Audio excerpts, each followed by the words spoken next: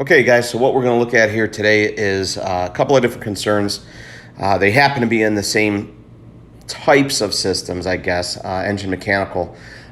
We have a 2012 Chevrolet Silverado, and what the customer concern is oil consumption. What's happening is upon starting the vehicle after it sits overnight or at least for a few hours after driving, it gets a big cloud of smoke and intermittently has a misfire. Check engine light on also with that, with a P0300 misfire code. And we also have another issue, which is an oil pressure issue.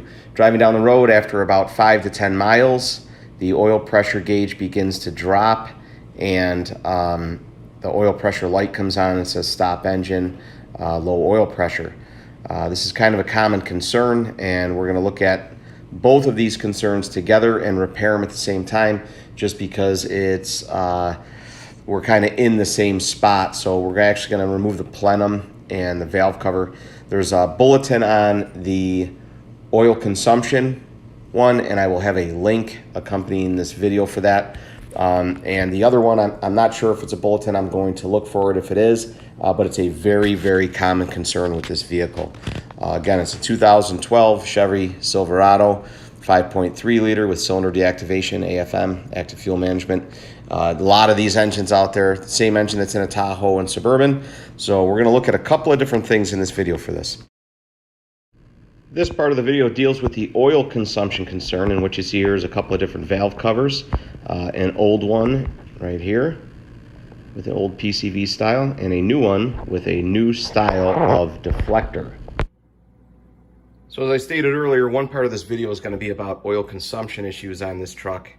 And what we have here, I have the driver's side left bank of this 5.3 liter engine, the valve cover off of it, and what you can see here is I'm going to include the technical service bulletin about this issue. And what it is, it's the PCV system on this truck. It has a baffling issue inside the valve cover. So this is the old style baffle where oil could easily get up there around cylinder 5 or 7 and create misfires and also smoke during startup. And this is the new style baffle. The new baffle has an oil deflector on there, kind of helps to deflect the oil from getting in that baffle or the area that the tube comes out of for the PCV. And here's the old style, and I'll show you the port in a second that the tube connects to. There's the new style, okay? Here's the port that it connects to, right here. So as you can see, it comes in here and it's drawing air from the crankcase into this tube. And here's the new style with the deflector on it going to this tube. So this should help us a lot on at least cold start, or if the engine sat for a little bit. What typically happens, and you can read the bulletin, I'm gonna leave it in here somehow. I'm gonna have a link to it. And you can read this bulletin, and what it says is it basically says if you drive for any amount of time at highway speeds, part throttle, and then you stop and the vehicle sits for a while, what's going to happen is oil splashes in this hole and it gets inside this baffle and it gets inside this port, and then it lays inside the tube that connects to that port, and it just sits there. And when it sits there, it starts to drain back, and it can go inside the intake and it can burn that oil on initial startup. So we'll look at the other things as part of this whole repair a little bit later, and I'll have that bulletin and a link for you. And here's our other concern. We have a check engine light on. It actually has a oil pressure circuit code because the oil pressure is so low, and we're also has an oil pressure light on, and our pressure gauge is reading really close to zero on startup for a few seconds, and then after we drive this for about 5 to 10 miles, it reads 20 psi on initial startup after 5 to 10 seconds, and then it drops down to zero after 5 to 10 miles of constant driving. Okay, and here's the engine we've been discussing. This is a General Motors 5.3 liter They call it AFM, Active Fuel Management Engine, because it can actually deactivate cylinders. This is the engine that we're going to be working on, and there's a few components that we have to take off to do this. And here's our engine with the engine cover removed. It just pops off 2 little tiny grommets. And it has a couple of hooks in the back. Now we can gain access to some components. The components that we're going to be taking off today are right here. It's the plenum, the air intake tube, and the alternator for the oil pressure sensor. This is what we took off. Here's the plenum. Not much to it. There's like 10 bolts, some wiring connectors that go to the fuel rail. You can actually leave the fuel rail right on it. A couple of hoses for the PCV system and breathers, and a vacuum line going to your booster, and that's about it. Comes apart really easy. So we removed some components to get to our oil pressure sensor, and you're seeing it at the top of the screen. It has the blue connector going to it with the wire harness attached to it, and it is installed in the VLOM, valve lifter oil manifold, and underneath there's a screen. So we're going to remove that, and then I'll show you the components after we remove them. Here's the VLOM with the oil pressure sender or sensor removed, and the screen is out of there. I'm going to show you the individual components in a second here. I used a sending unit socket and a 3/8 ratchet. Real easy to do. It's got a crush washer that seals it. Here's the screen removed, and as you can see, it's pretty dirty. Looking at it in the light, you can't see any light through it, so this is definitely causing a restriction. Here are the 2 sending unit or a sensor and screen together, and you can kind of see how that goes. The screen goes in the hole in the VLOM, and then the sensor goes on top of it. And here you can actually see the crush collar or gasket that's actually part of the sender. Okay, we have our pressure sensor back in with our screen under it. We put a new screen in and a new pressure sensor, and hooked it all back up. Before I did that, I took the liberty of cleaning out that passageway with some brake clean. I have the oil drain plug out of this.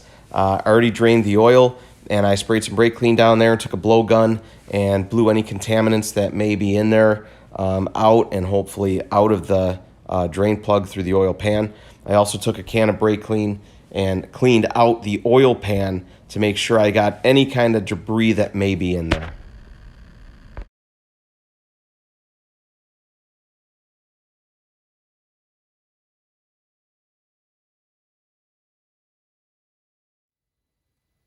Welcome back, and we are done with this repair. I just want to kind of do a recap. So customer complaint, we actually had 2 concerns. One was cold start, misfires intermittently, and burning oil. We actually had smoke coming out of the tailpipe. So there was a bulletin for that, and we looked at, I showed you pictures earlier of that. We actually had a bulletin for oil consumption, and it was after highway driving for a while, and the vehicle's parked for at least, a couple hours, or overnight, and you would initially get a really big puff of smoke out of the exhaust, maybe misfire, primarily on cylinder number 7, and it was due to that valve cover redesign, and I showed you that with the baffle. Now the oil splashes off the baffle instead of going in the hole and inside the PCV tube, the breather tube. So that's repaired. Pretty easy job. You just take off the coil packs. You can take it off all as one big bracket, no big deal. 4 bolts for the valve cover, clean the surface, and put it back together. You noticed in the video, earlier in the pictures, also that the valve cover that I took off this thing, it looked kind of sludgy. That wasn't the case with the engine itself. So that's just, 175,000 mile, 2012, and just sediment building up from the oil, and it is sludge, but it's really nothing to worry about because it wasn't built up and heavy where it's going to break off of there. It's really just more tarnished. So that's all set. We got that valve cover on. The other part of this repair was a low oil pressure condition. So what I did here is we took off the oil pressure sensor, we replaced that, and to gain access, and mostly for this video, just for the purpose of being able to see it, I took off the intake plenum. that has a couple of gaskets on it that we replaced. It has about 10 bolts holding the plenum on, some connectors. Fuel rail can stay right on there. Real straightforward repair to make on this truck, on this engine. So I took off the plenum. I removed the belt, I removed the alternator, I removed the plenum so we could gain access, so we could see where that sensor is. The sensor is actually located at the top of the V-loam valve lifter oil manifold, because this is a cylinder deactivation or AFM, GM AFM car where they actually deactivate cylinders, and that's what that oil manifold's job is to supply oil to the for the deactivation. So we replaced the sensor just to make sure we've corrected the condition. But what we really found was the screen under the sensor in the V-loam had some sediment in it. And, you know, again, it's 175,000 miles in this vehicle. It didn't really look like metal. It didn't look like hard sludge. So I replaced the screen, cleaned out that passageway the best I could, and then changed the oil. And I let the oil drain for a long time. I cleaned out the oil pan with a can of brake clean. And we're going to start it up here and see what it does. What was happening was you would drive this vehicle. It was slow to respond for the oil pressure when you first start it. It was kind of slow to respond. It kind of stayed down at 0 for maybe 3 to 5 seconds, and then it would pop up to like maybe 20-ish. And you would drive this down the road, and after about 5 to 10 miles, just slowly, the oil pressure would just slowly go down and down and down and degrade over a 5-mile, maybe 10-mile trip. And it would go from 20 down to 0. Low oil pressure light would come on, and it would say low oil pressure, stop engine. So definitely seems like a big concern. You know, it kind of panics people. In this case, it's pretty common for that V-loam screen oil pressure sensor screen to plug. And the engine wasn't making any noises. It sounded good, other than one of the bolts on the manifolds, exhaust manifolds, is broken, so it's making a tick on cold starts, but we'll fix that later. But I'm going to start it now, and we're going to monitor that oil pressure at the top left of the screen, and we're going to see if the oil pressure light comes on, and we're going to see if we've actually have better oil pressure registering on the gauge now. Now, we always had this oil pressure. Whatever it reads right now, we always had this. It's just the screen was restricting oil flow to the sensor itself. And I believe there's a bulletin on that, and if I see that, I will pull that up and put that in a link too. Here we go. We're going to start it up. I already reset the oil life monitoring system.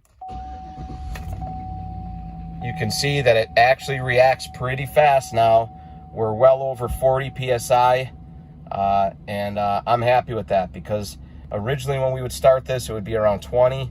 I should mention that the whole time that we looked at this vehicle to diagnose this for the oil consumption and the pressure issue, we went through a series of other steps, and one of those steps was to check the oil and condition, and it looked pretty decent. It only had 3,000 miles on it on synthetic oil, but we changed it anyway just to get anything out of that oil that was in there. And so now we should be good. We're going to road test this just to verify that the repair is complete, make sure we don't have any misfires anymore, make sure we don't have any other DTCs coming back. The oil pressure sensor did have a low voltage code due to it not getting pressure, not getting oil. One other thing I should mention, when you do this oil consumption bulletin for the valve cover, we did this in stages. So I already did this. I did this before I actually took it all apart. We actually did a top engine clean on this. And now that it's run, I'm going to drive it. Again, I'm going to make sure everything's good, and I'm probably going to replace all 8 spark plugs just because it's due. You know, they're good for about 100,000 miles. They were done just under 100,000, and now they'll be done again at 175. It's a perfect time to do it because I'm sure that number 7 especially is contaminated from that oil consumption issue. This whole repair, I should mention, pretty straightforward. I did both the valve cover gasket, or the valve cover itself, and the oil pressure sensor with removing the plenum, and sometimes you can sneak it out of there without doing that. But I did this whole repair with the oil change in probably about an hour and a half. So it's really not a big invasive repair, and you're getting a lot out of this repair because now you're not going to be consuming oil, hopefully, and also the oil pressure reads correctly. So it was a good twofer, and now it has good, clean synthetic oil and a new filter on it, and we should be good to go for at least another 4,000 miles. Okay, I'm sitting on the side of the road right now. Oil pressure is just approaching 40 psi. It's in gear at idle, just over 500 RPM. Engine coolant temp is 210, so the engine's pretty warm, oil's warm. So we do expect that it's going to be a little lower. As we drive down the road here, you're going to notice that oil pressure is going to raise as I tip into the throttle. When I get into the throttle a little bit, you're going to see that this is more than capable now of reaching above 40 psi. It's probably going to be more like in the 50 psi range when I get on it, and we can definitely say that we have corrected this oil pressure concern at this point. I feel very confident in releasing this vehicle. I'm going to put this video together, and with the video there's going to be some links available for you so you can see the TSBs that we used. I don't remember if there's a TSB for the oil pressure concern, but it's a well-known fact that it kind of happens to these things with the screen plugging up. But if there is a TSB, I'll include that, and I will also include the TSB for oil consumption, which lists valve cover replacement, doing a top engine clean, changing the oil and spark plugs. I'll list that in there so you can see that. Pretty easy repair. Like I said, we probably had about an hour and a half into it, a little bit more maybe with the oil change, but less than 2 hours. Repair is totally complete, and we've fixed 2 different concerns. So keep watching for those links and check the bulletins out. Thanks.